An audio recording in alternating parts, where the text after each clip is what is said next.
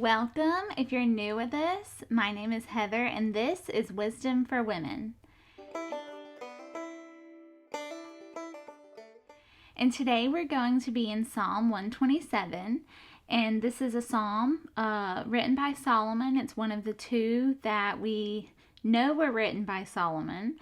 And if you have done these with me or you haven't, I'm just going to recap that whenever I go through any sort of text, I like to read through it several times, find the significant words to the text that are going to show us change of thought, change of subject, any sort of meaning that the writer is trying to get across. They'll be repeated several times to make his point clear.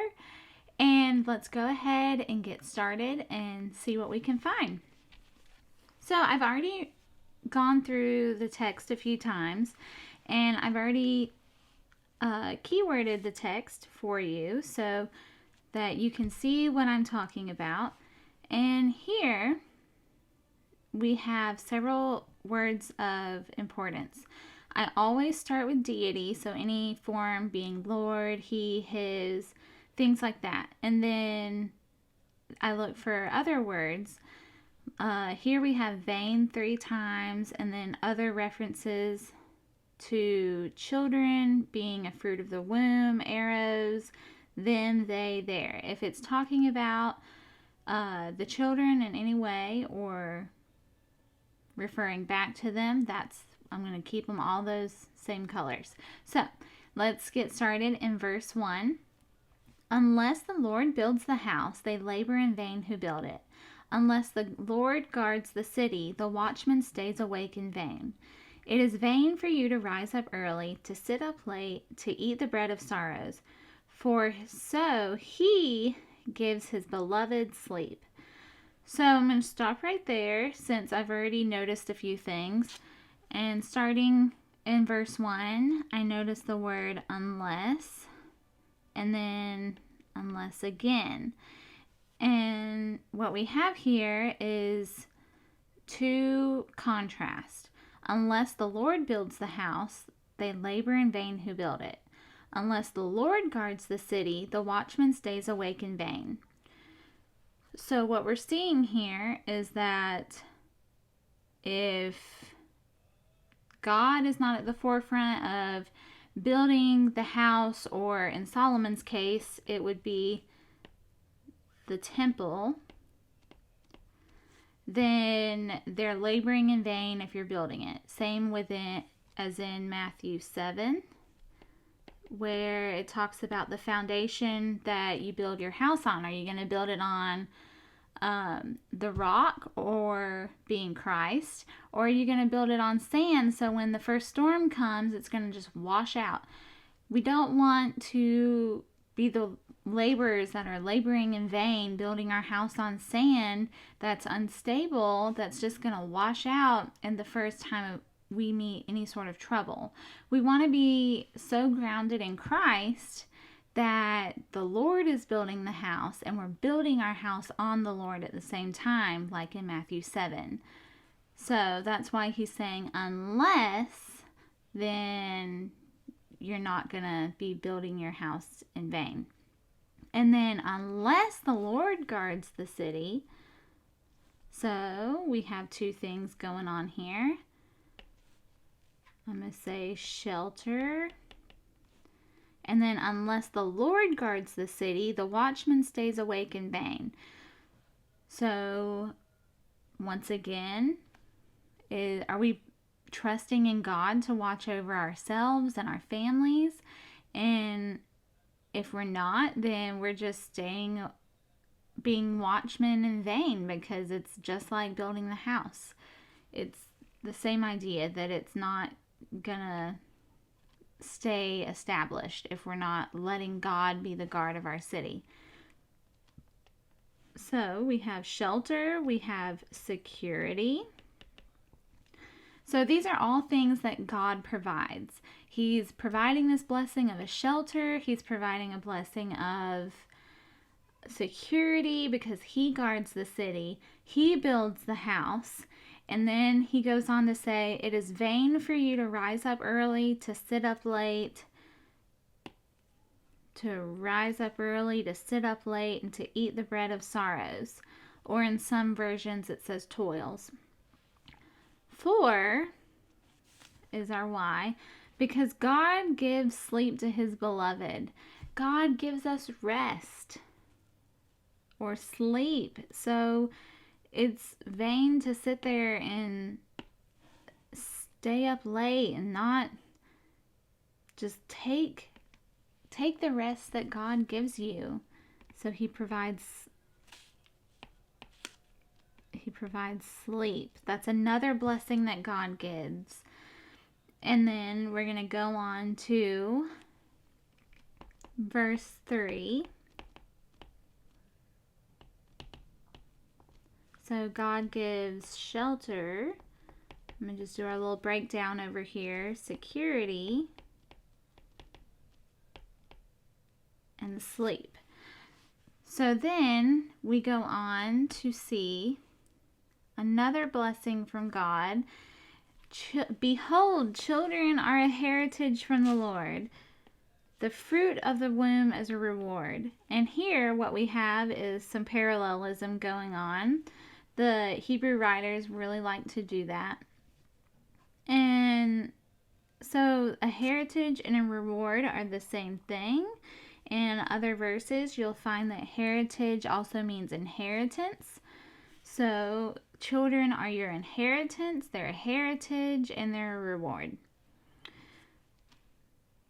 Like arrows in the hand of a warrior, so are the children of one's youth.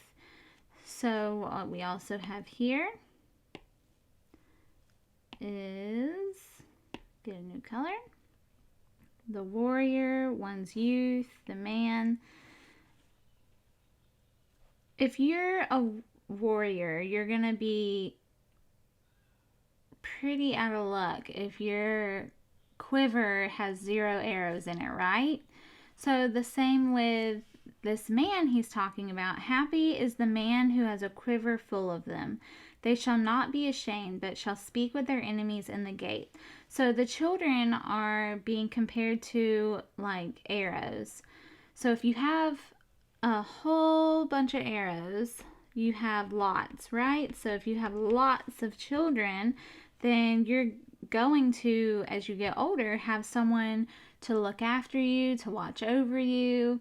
And in this sense, in the context of the psalm and their time period, but shall speak with their enemies in the gate.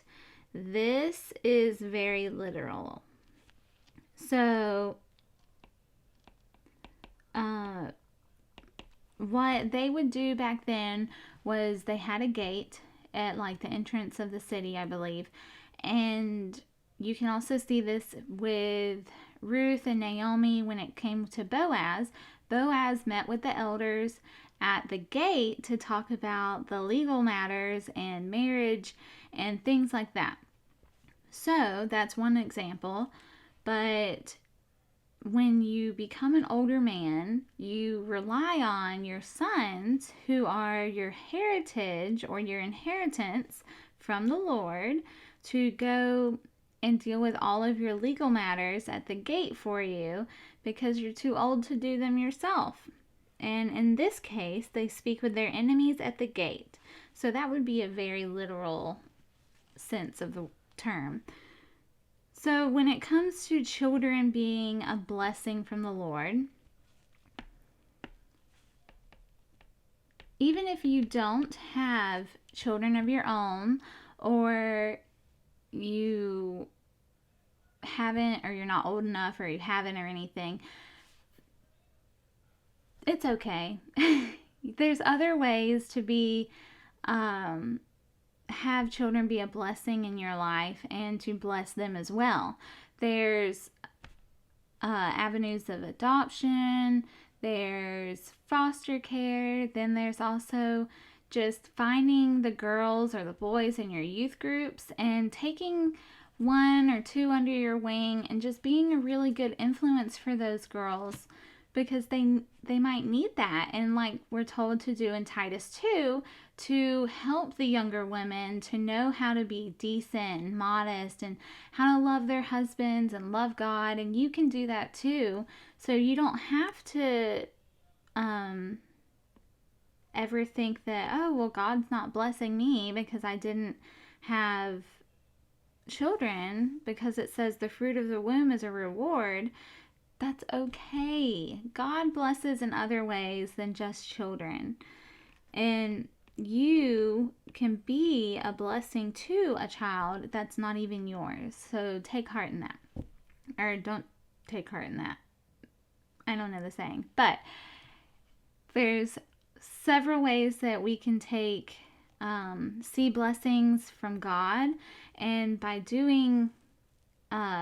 not laboring in vain, by putting our trust in God, then these can be our outcome. Because if you're letting your house be built on the Lord, letting God be your guard of your home and your family and the guard over everything you do by putting Him first, then you're putting your trust and your faith in Him. And then you'll be able to rest. Rest in the peace that He gives you.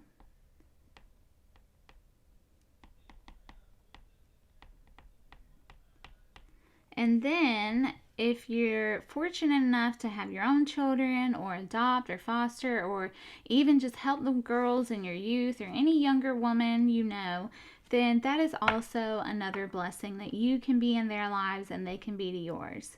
And I hope that this was a help to you today, and I hope that you were able to gain something from it.